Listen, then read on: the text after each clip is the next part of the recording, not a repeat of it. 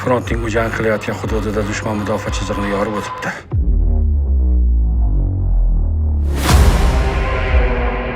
Hujjating bormi? Doktor, axir bu qiz haqiqiy snayper.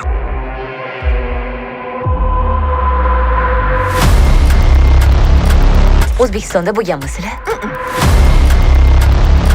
Buyrug'ingiz bo'yicha kursant Qodirova yetib keldi. 2 kundan keyin qizlar frontga ketishadi. Mana serjant Qodirova. 80 dan ortiq fashistlarni narigi dunyoga kuzatib qo'ydi. Osiyo go'zaliga bu xatni kim yozgan bo'lishi mumkin? Vazifangiz nemislarni birinchi himoya chizig'iga o'tkazib yubormaslik. Hamma joy-joyga!